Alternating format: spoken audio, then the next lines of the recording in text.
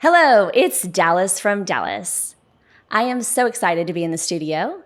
Today's conversation is about belief, the kind of belief that changes the trajectory of your life.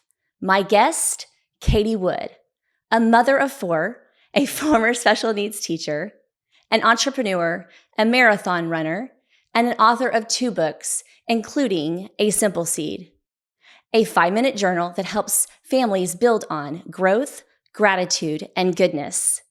Katie has stepped into rooms that she wasn't ready for. She has trusted God in hard seasons, and she has been intentional about planting seeds, not only in her own home, but in thousands of others. Today's talk is about borrowed belief, grit, and faith. I am so honored and excited to welcome my good friend, Katie Wood. Welcome to Dallas, the podcast. Open hearts, endless motivation. This is Dallas Podcast. Thank you, Dallas. Thank you for having me. I am so excited to be here with you and getting to share about so many things that are going on in your life. But I want to start with, you once had someone say to you, why don't you use my belief in your ability over yours for now? Take me back to that day in Providence. What happened? Yeah, so that was a pretty monumental moment in my life that I might not have realized at the time, but now see what an impact it had. So basketball was a huge part of my life. I played all through high school. I was the first girl to score 1,000 points in my high school. It was a huge part of who I was. And when I looked at colleges, I had looked at a couple D3 schools for basketball, D2, but D1 just was out of my league. But my heart was set on Providence College for some reason. So I went to that school with a gut feeling, leap of faith, but I missed the game of basketball. And so I used to go play with the boys. I used to play pickup with all the boys. I was the only girl, just for the love of the game. And when I was playing one day, Tim Welsh, the head of the men's basketball coach, came down, pulled me aside, and told me I should try out for the women's team. But my brain and all of our human brains, it's wired to keep us safe and comfortable and protect us. And so alert, I'm not good enough. My brain went into play small mode, and I had said no because I didn't think I could do it. Fast forward, he came down a week later and encouraged me again, and I had the same story. I'm not tall enough. I'm not fast enough. If I was good enough, I would have been recruited, blah, blah, blah. A couple of days go by, and the women's coach, Jim Jaber, comes down, pulls me aside, tells me, Tim Welsh told me I should come here and talk to you. And he encouraged me to try out for the women's team. And as I started my story, I'm not tall enough, fast enough, blah, blah, blah, he paused me and said, borrow my belief before you get your own. And something about what he said went through me.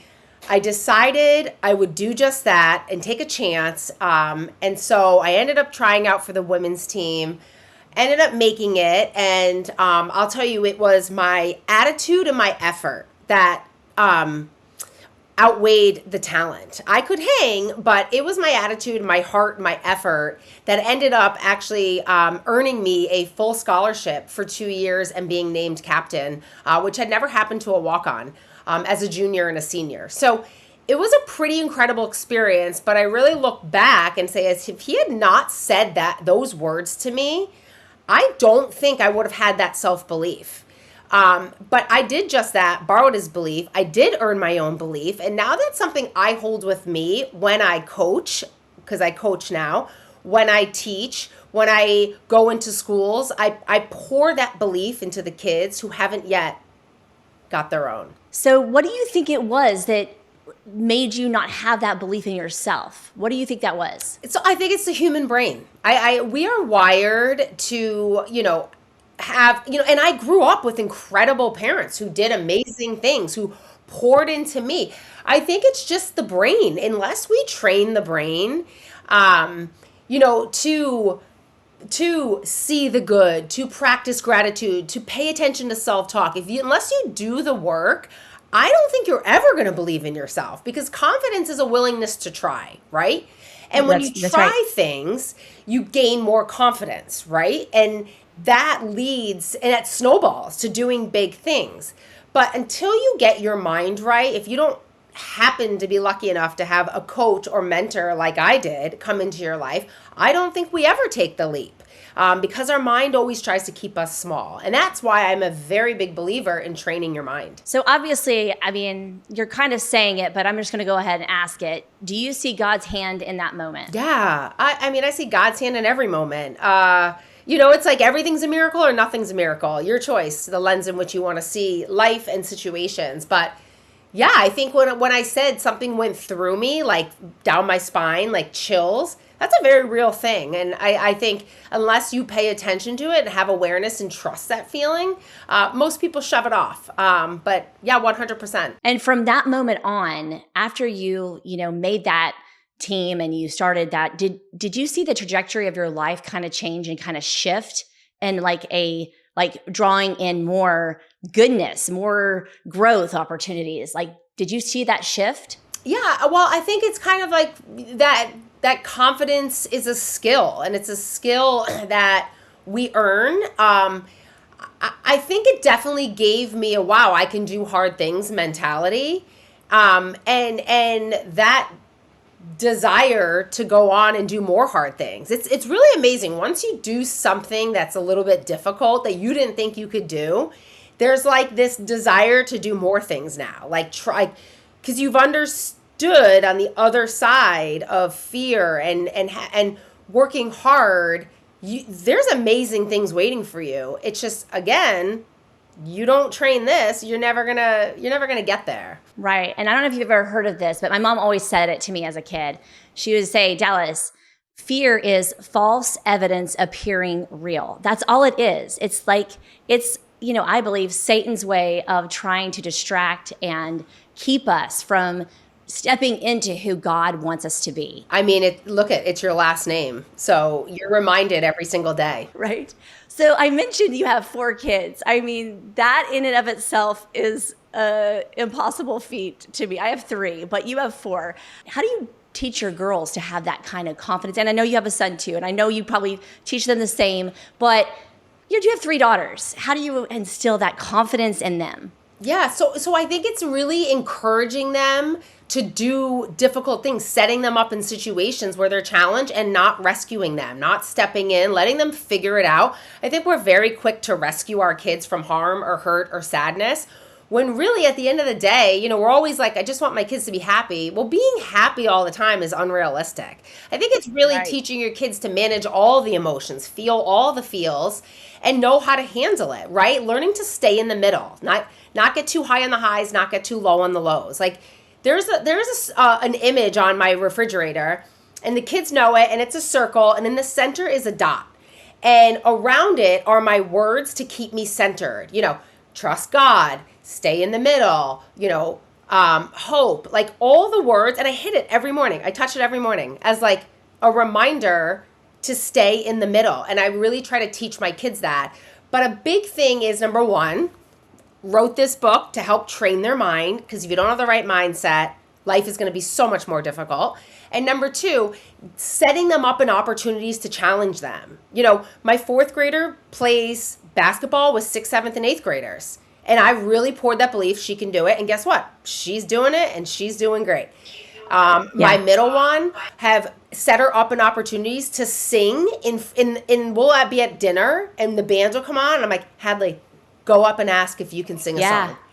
Did it during Christmas, silenced the entire restaurant and bar singing Oh Holy Night. Like setting your kids up and really encouraging them. And they're like, no, that's scary. But once they do it and realize they can do hard things, that's how those like stepping stones to building that confidence. Do you think that, you being a special needs teacher, you obviously had someone that had belief in you before you saw the belief in yourself.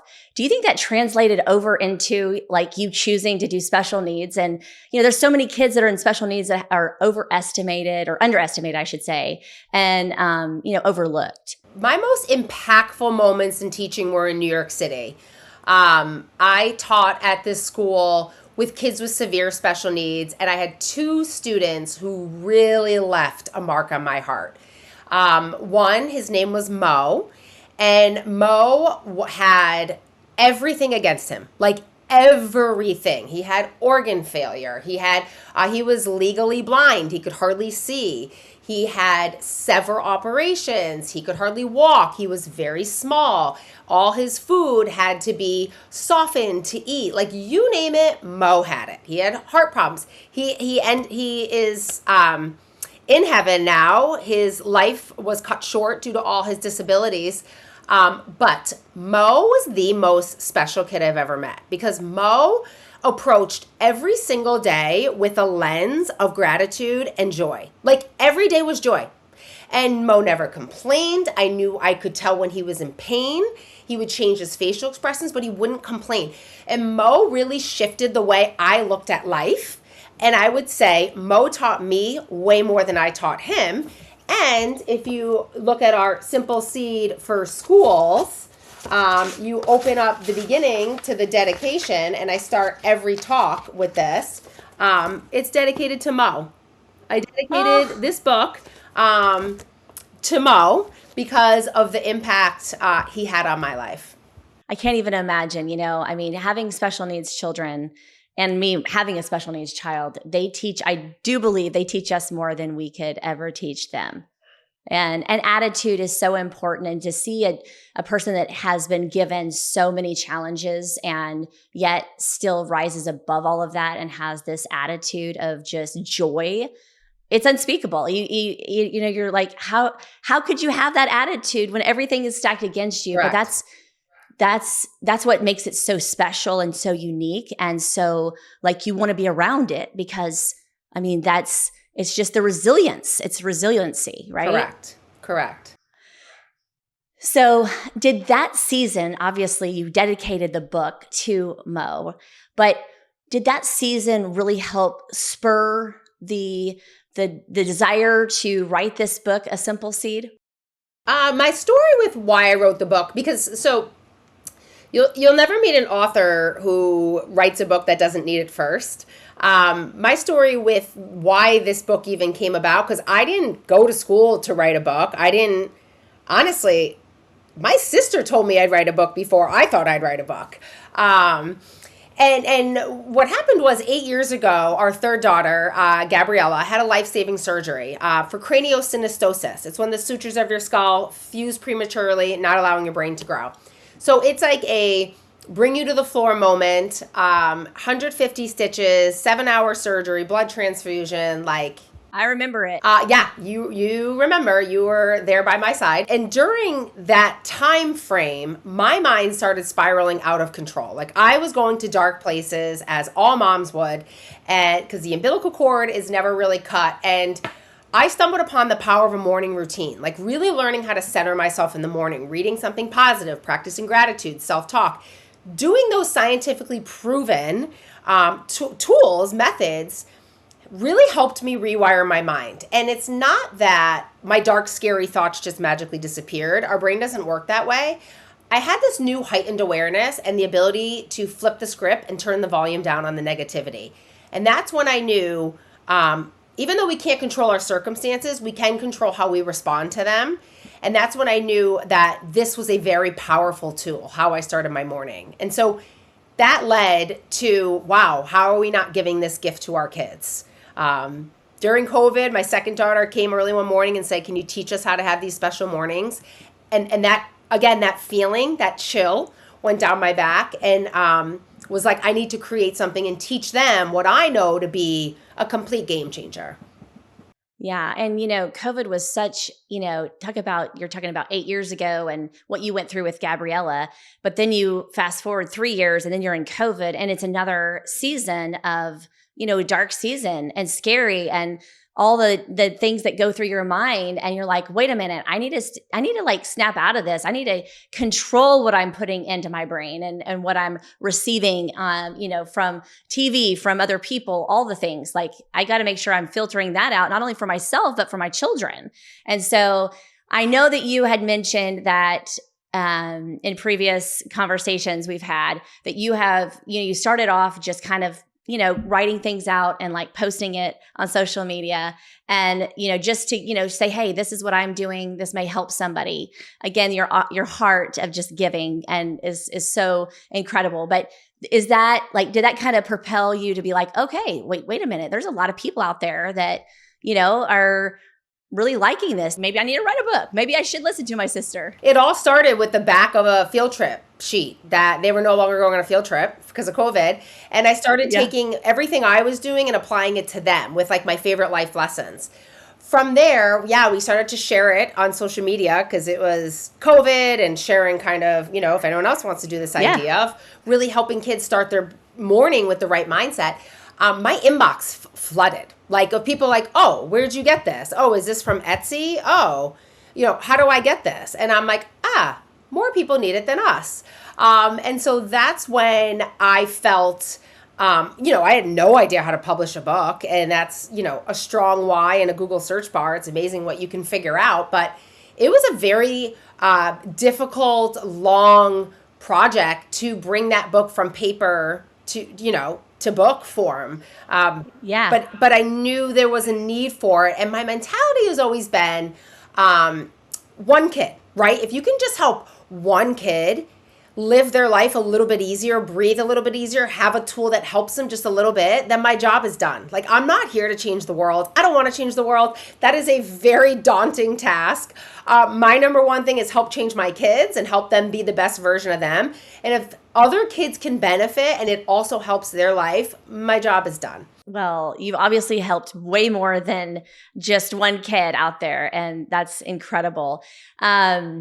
How did you come up with the name A Simple Seed? So it's funny. I was with my neighbor outside one day, and the book was kind of coming to conclusion, and I still didn't have a title. But I loved seed. I loved the concept. So Oprah's always had a big impact on the words she says that I've always connected with. And it was the mustard seed. Like, faith as small as a mustard seed, right? Like, that's what you need. It can be so little, but it can lead to something so big. And so a simple seed with my neighbor, we came up with it together. It's this concept of planting seeds in kids' lives. These little seeds, it can be so simple, right? And it's 5 minutes. And if it's not simple, you're not going to do it. So it's planting these seeds to give them strong roots so that when the winds come, when the storms hit, kids can stand grounded. They stand strong, and they don't let it knock them over. And that's what the concept is behind planting a seed in our kids' lives. Well, I love the story of the mustard seed and the analogy of, that's all you have to have, which is the smallest seed, by the way, there is. It's the smallest seed. And the fact that that's all we have to have of faith, I mean, that just shows how gracious our God is, right? Correct. And what that does do, it plants, when you plant it, and the roots grow deep, then this massive tree, and the analogy of us and how we grow in our walk, our faith, and the courage that it takes to live daily in life that's truly beating us down. Like if you didn't have that mindset of like, you're going to be attacked, you're going to have challenges, you're going to have trials, but you have to overcome them and you have to believe that you can. And so that belief, that's instilled in, us as children, and then as we grow, and then coaches and all of the things, those are just small seeds that have been planted and that they've been watered. And, here we are today having this conversation. Yes, correct. So you mentioned Gabriella and Boston. I mentioned the fact that you were a marathon runner. I know you ran a marathon.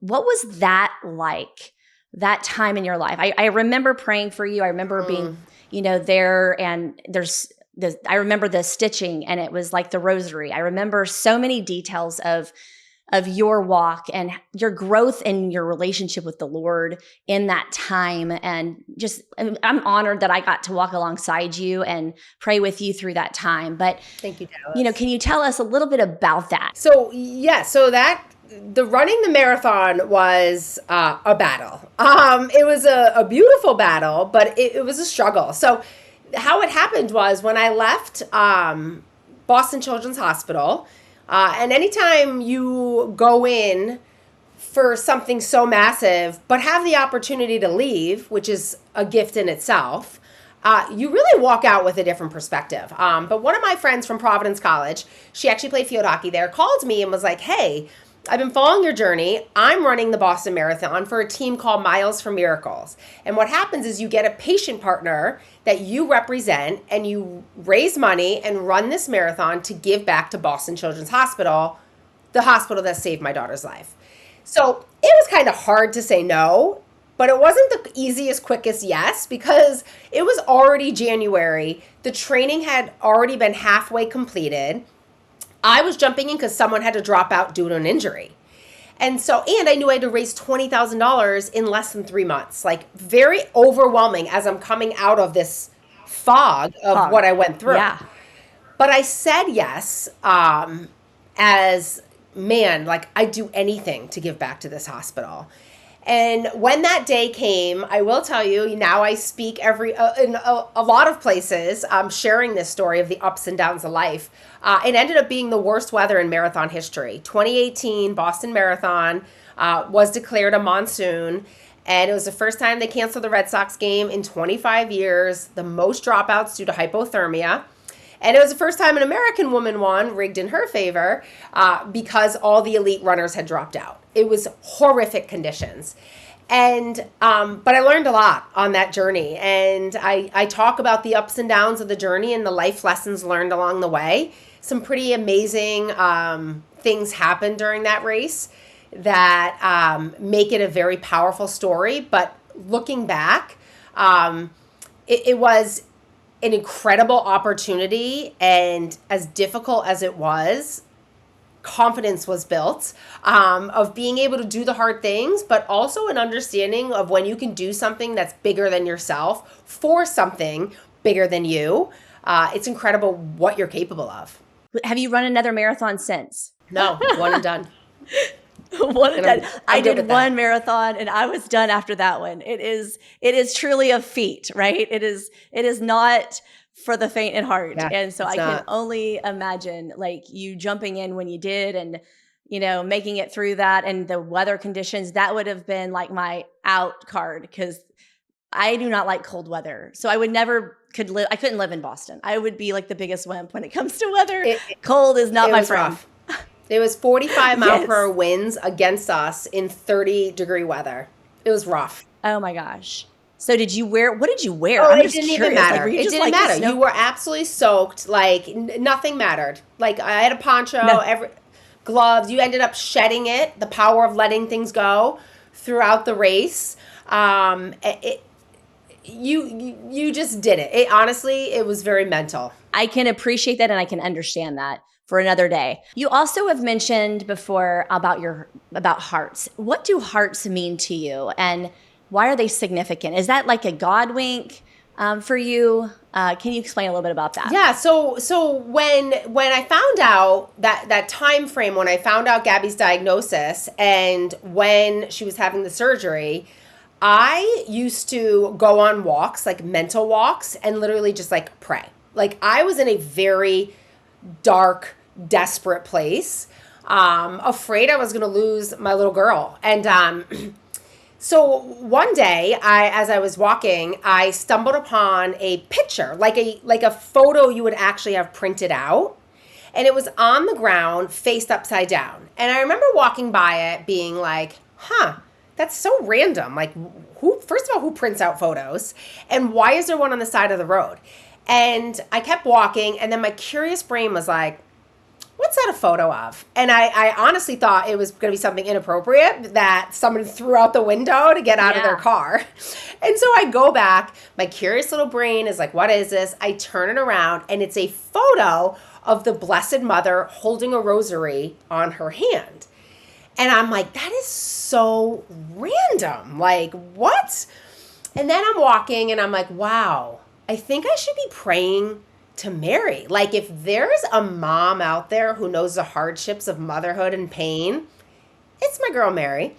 And so on her chest was a big heart, and she was holding a rosary. And the two things about Gabby is that her pinkies and her head are her two markers. Her pinkies don't close all the way, and then everything she went through with her scalp. I actually started saying the rosary. I'm like, I think this is what I'm supposed to be doing. I'm going to pray to Mary. She gets me. I get her. I was dedicated to that. And all of a sudden, I started seeing hearts everywhere, like in the snow. My windshield of my car, I put the defrost on, a little heart showed up. Heart rocks in my food, on my soup, in my coffee. It just showed up in the clouds everywhere.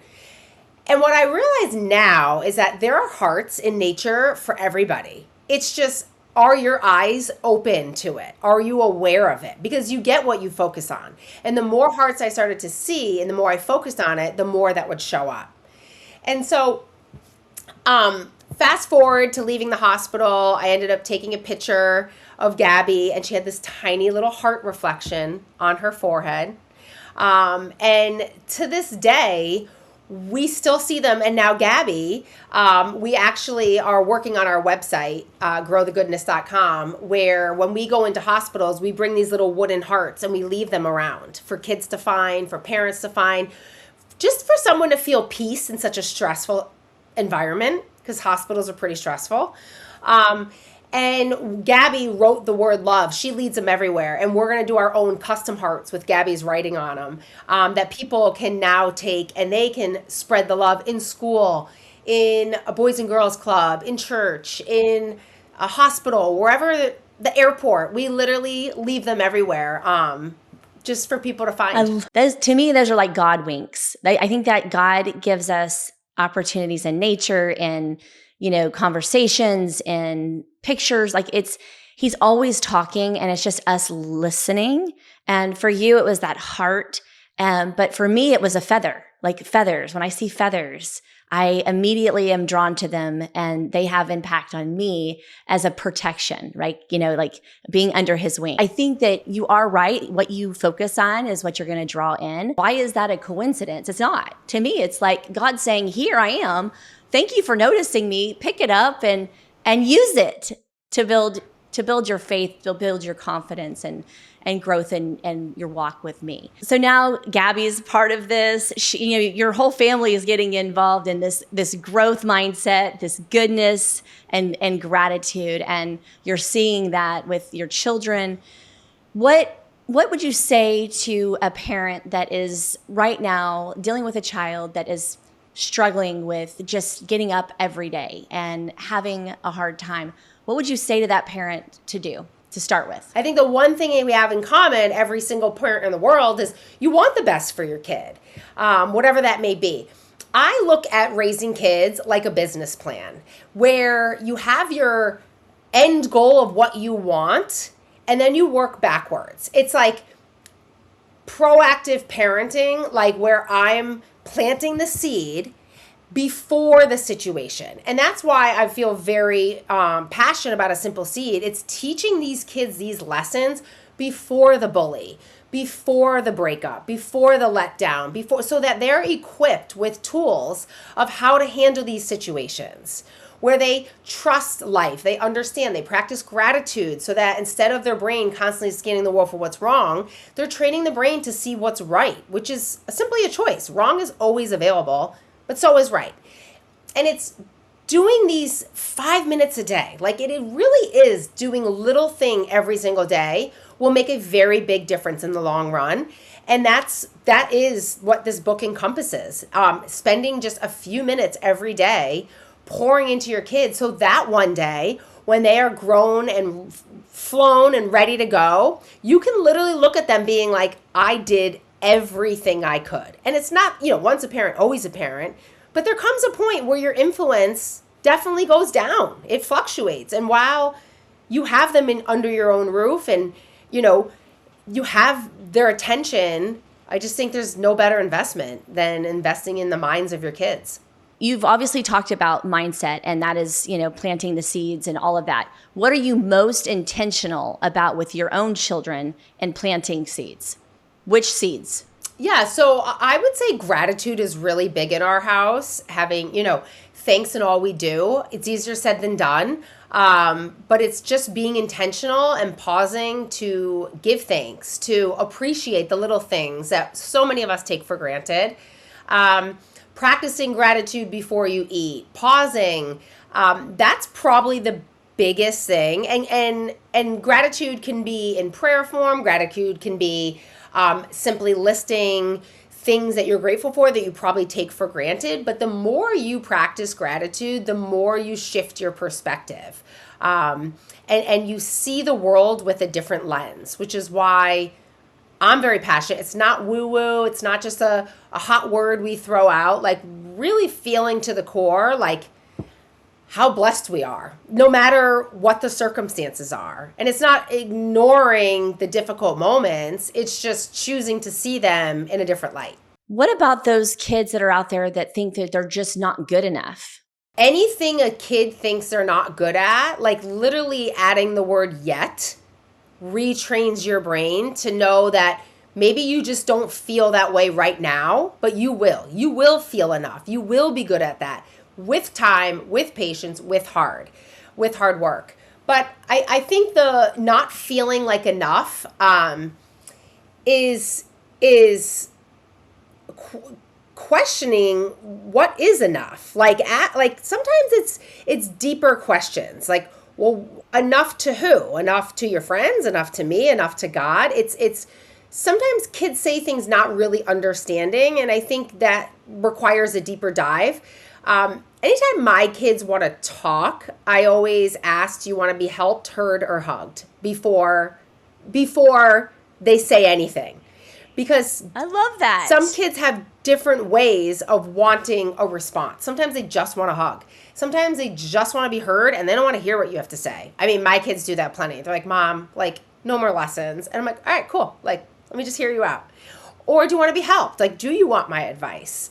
And that's a really powerful way to connect with kids. Helped, heard, or hugged. Helped, heard, or hugged. Love Which that. one do you want? Before you even say what's on your heart. I love that. I'm going to implement that today. I love that so much. Well, it's interesting. Again, nothing is coincidental with God, but I just happened to open this book when you said The Power of Yet, which is day 13. I mean, what are the odds that I ask you that question and you'll like literally say The Power of Yet? It's on page it's on page 44, but day 13. And it's simple. There's it's a tiny word, but can make a big difference. It's yet. And I always say, like, I tell my kids when I'm talking to them about faith.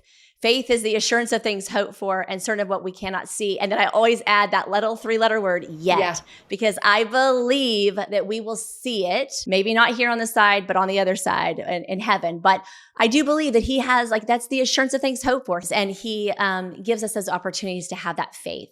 So I love this book. This book is amazing. And I think that you're doing so many good things with these kids all across the world. And I am so excited for you. I know that you have also written another book with your sister. Can you give us a quick glimpse about that? Yeah.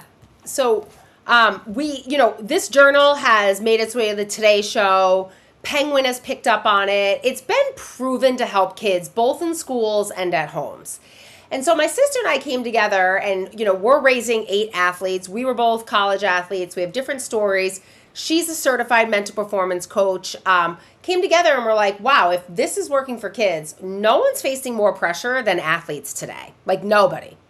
It's a different world. And so our kids have had a lot of setbacks from injuries. And we wanted to teach them to bet on themselves. And this is the Bet on You mentality journal. Same concept, but for higher level athletes, where it's broken into 3 pillars: confidence, mental strength, and belief, really helping these athletes get this right up here. I think the Olympics in Milan was a very clear example of the power of the mind and how it can make or break you. And you won't hear an Olympian not talk about how important it is to get the mental game right. So this journal not only helps athletes in their sport, but also life. And so you and your sister are going out and sharing this with lots of people. You did mention that you were on the Today Show. Really quick, tell us the story about that day. What was it like? I mean, that's an out of body experience. So it's one thing to speak live to an audience, but when you are live in front of millions and there's no turning back, it is a surrender and give it to God moment. But someone gave me a great tip once, and I remember this was before my first big talk to 5,000 people live. I remember panicking in the back, and a woman very composed woman had just come off the stage, and I pulled her aside, and I'm like, my heart won't stop racing. Like, do you have any tips? Because you've been doing this for years. I've never spoken live, like to this type of crowd.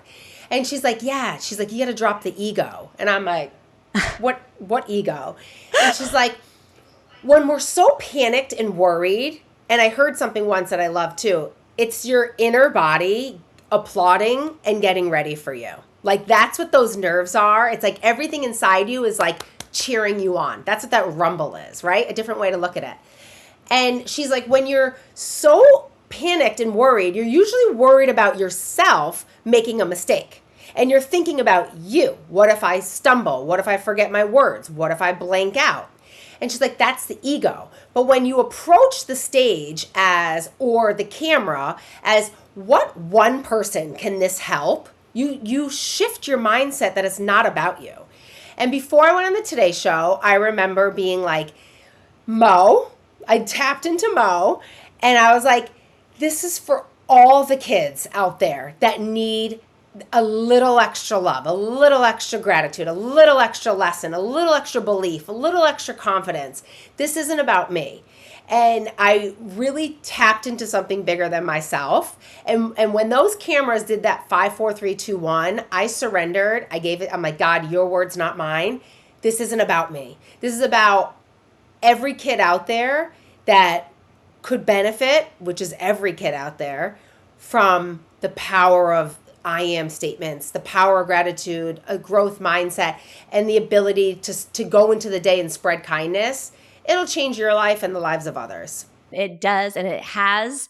And I know you're obviously busy now, working with your sister on Bet on You. What's the future look like for Katie? What do you hope to do next? Yeah, it's almost like the Chicken Soup series. Remember that back in like the 80s or 90s? Yes. And that was such a big book of like chicken soup for the soul, for teachers, for moms, for kids, for this, for that. That's kind of this concept. So a simple seed is, this journal is here to help kids and families. This is great for anywhere from age 6 to early teen years. This book can benefit you. And then we have the school edition, which is helping same ages, helping schools start their day a little more intentional. Like, gone are what's the weather, word of the day, like kids are dressed, we know the weather.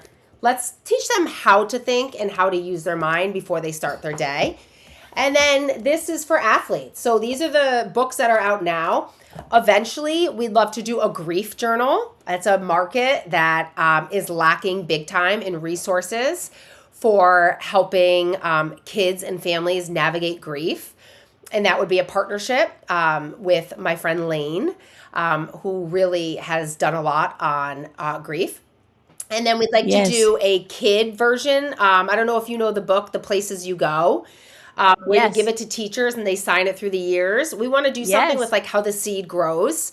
That book needs to be updated big time and have it travel with kids throughout the years.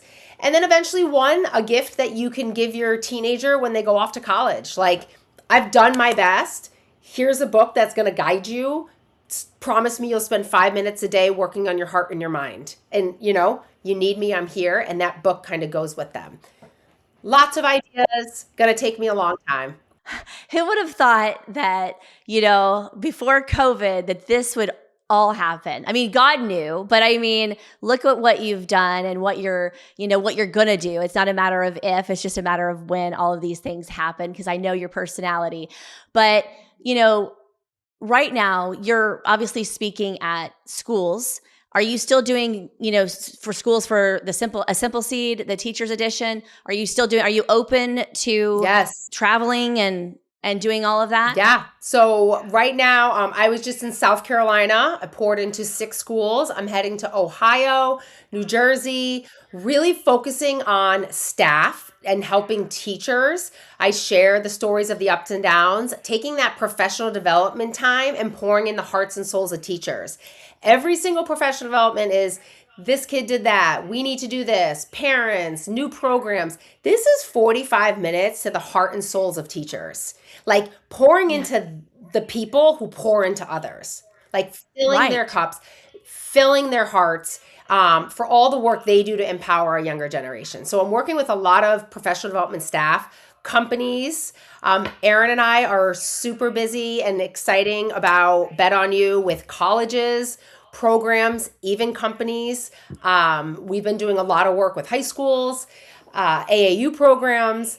So that's really exciting. And speaking is kind of become my passion of really pouring from my heart to others.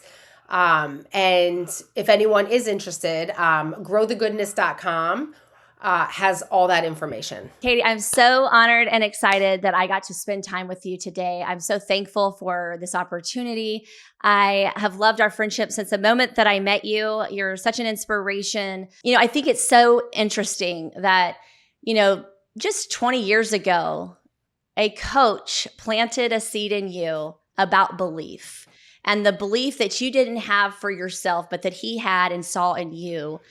And that what that did for you and how it's translated to where you are today. And I love that. I love that moment that you had and what it did for you and how God has used you in such amazing ways from that journey. Thank you, Dallas. So thank you.